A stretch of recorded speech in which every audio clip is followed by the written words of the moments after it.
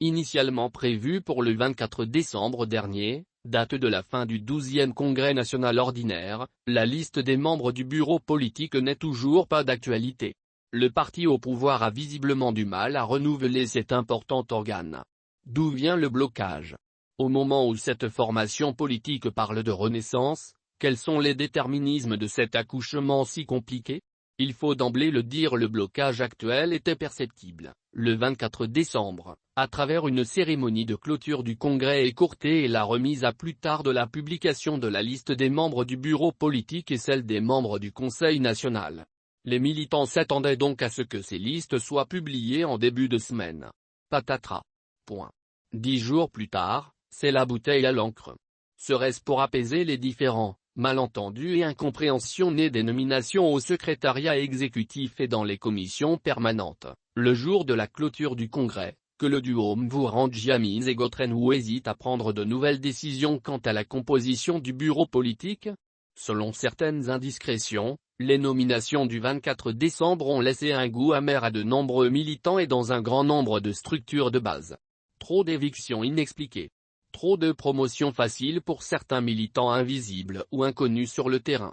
Il y aurait, par ailleurs, des militants qui feraient du forcing pour demeurer au bureau politique, et refuseraient de rejoindre le conseil consultatif des sages.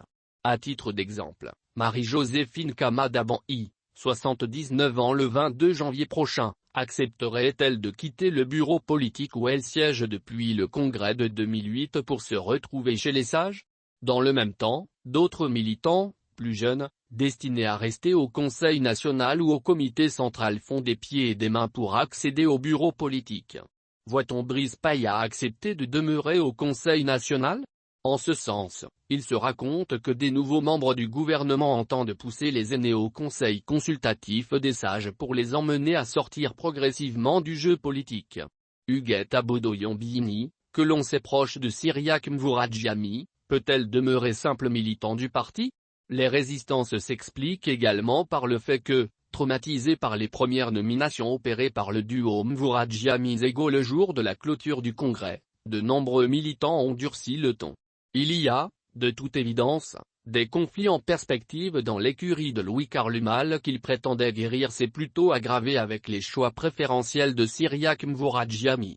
Si l'esprit de favoritisme et de rivalité malsaine que nombre déplorent devait persister, le parti de Louis pourrait connaître quelques soubresauts à l'approche du prochain scrutin présidentiel. Dans 7 mois seulement.